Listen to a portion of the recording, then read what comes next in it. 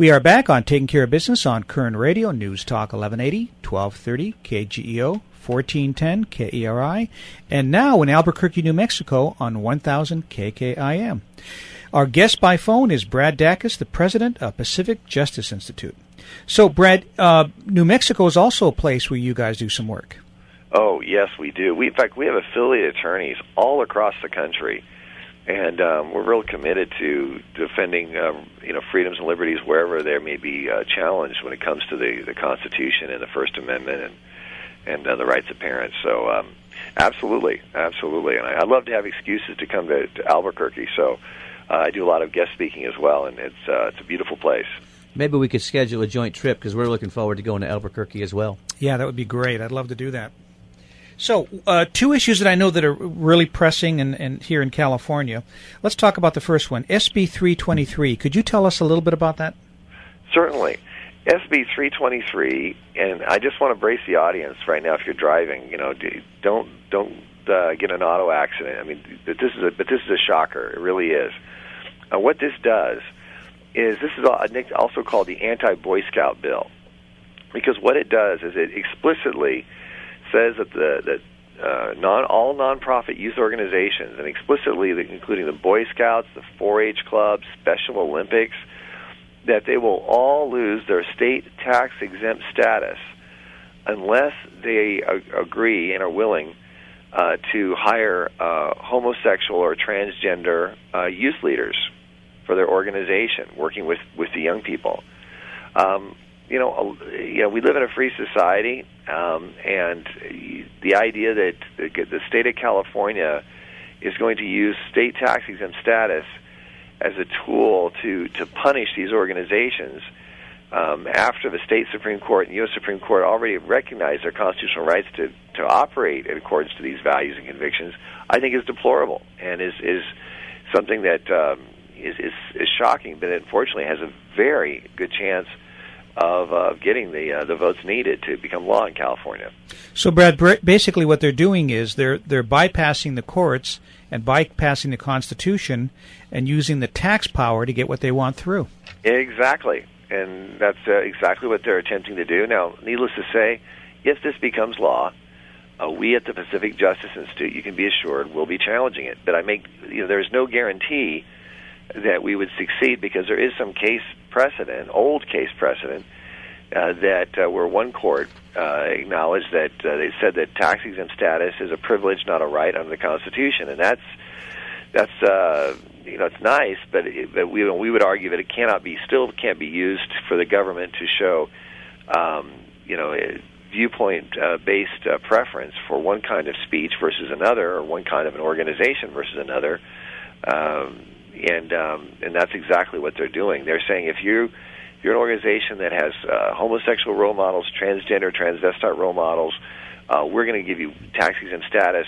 But if you're one of these others over here, like the Boy Scouts or even Young Life or Youth for Christ or even religious groups, we're going to punish you in the state of California for not compromising your beliefs and choosing to adhere to the doctrines of the great state of California. Now, Brad, let's be clear on this, okay? Because I think, obviously the media isn't talking about this, but we're not only talking about the Boy Scouts, we're talking about religious schools. So if you had a religious school and you didn't embrace the homosexual lifestyle, you could lose any tax exemption you have from the state. Is that right? Well, this bill specifically for religious schools, private schools, and colleges, by the way, Christian colleges, religious colleges, private, they would explicitly lose their sales tax exemption. They would still maintain the donation tax exemption, unlike the Boy Scouts and Young Life and Youth for Christ and others.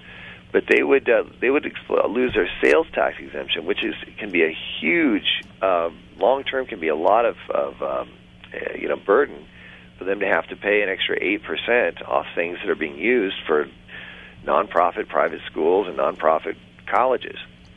Well, they'd also lose their property tax exemptions.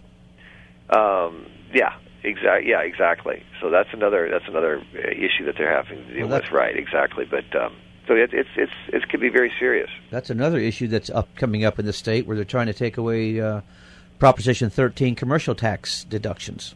Right, and that's gaining a lot of steam. That with with once again the attitude of, hey, so long as someone else is paying the tax, then I'll support it or I'll vote for it.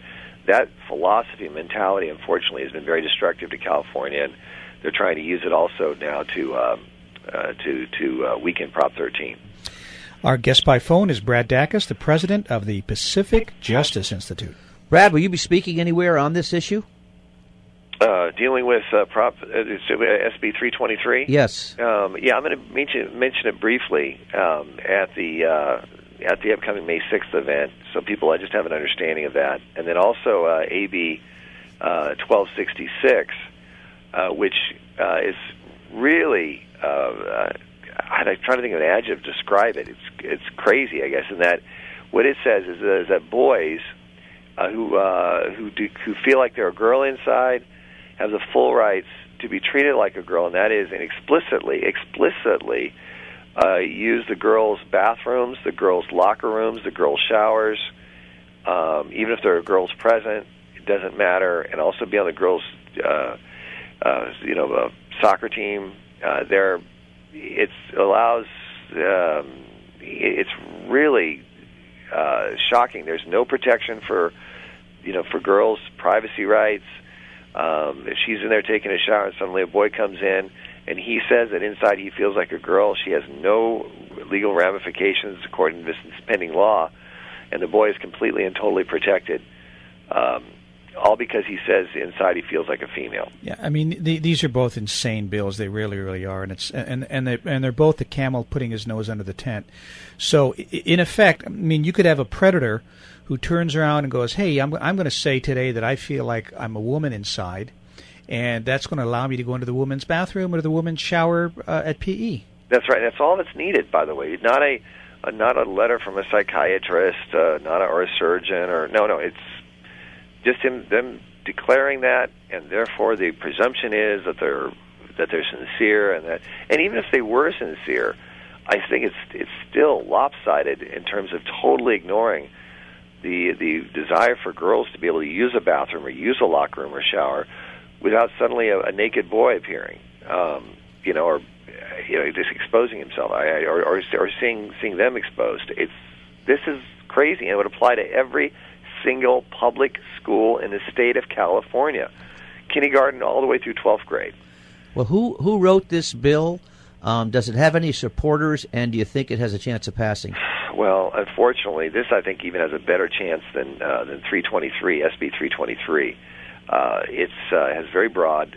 The radical LGBT movement, has a lot of strength and control over the Democrat Party in California, and the representatives in California who really don't reflect their constituents, and many Democrats in the state of California. But that's just the reality. So I think they do have the votes to get this passed, and I think the Governor Jerry Brown has a good chance that, based on his track record, that he could support something like this. It's we had Brian Johnson on last week, and we were talking about the abortionist in Philadelphia and how the media hasn't picked up on that at all for obvious reasons. So I'm going to ask you a rhetorical question: why isn't the media talking about these two bills? I think that the media is somewhat signed off on a lot of this. I'm not a big conspiracy guy here, but the hardcore reality is that they are definitely left-leaning, very left-leaning, and I would see that they would find this counterproductive for them to give a lot of attention to something that could weaken something that most of them support in the media. They're very much out of touch with reality, and I think that's the reason it hasn't received the attention that it deserves. So this bill is only for public schools between kindergarten and 12? That's the primary focus that we have regarding this. There may be some other applications to it, perhaps in community centers and things like that, but the focus and the application of it is the public schools. That we see as the big overarching big elephant in the room is the public school application. So in the future, I can go to the Dodger game and I can feel like a girl and go into the ladies' restroom.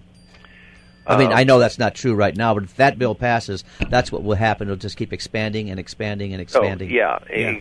That's very easily the case. So there was already a case like this with the YWCA. I think it was up in the state of Washington.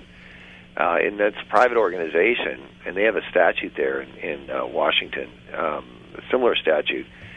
A man went into the showers where women were, and the YWCA said, we're not going to do anything about it because we want to be tolerant and for men who feel like they're women, and and we couldn't do anything about it because it's a private institution. That's what they decided they wanted to do. Yeah. Brad, we only have a minute left, so I'm going to let you plug some things here. Give us your website again. Absolutely. It's pacificjustice.org, and people can sign up to get our press releases, and they can also sign up to become a supporter of our organization, become part of our team on a one-time or monthly basis, and that's real easy to do. It's pacificjustice.org, pacificjustice.org. Then I want to mention two other things. One is the Defense of Marriage Act. You've got a great website I was looking at called nowaydoj.com. That talks about how the Defense of Marriage Act is being sabotaged. And the last thing I want to mention is that Brad will be here in Bakersfield May 6th for Act for America at Hodell's at 6 o'clock. It's $20 donation. And if for some reason you can't make that $20 donation, Clay will pick up the tab. So please join us. Brad is worth listening to. I highly recommend it. May 6th, Act for America, Hodell's at 6 o'clock. Thank you, Brad, for being here, and looking forward to seeing you on the 6th. Oh, likewise. Thank you. Keep up the good work. Thank you, Brad. Take care now. You too. We'll be back in a moment on Taking Care of Business on Kern Radio News Talk 1180.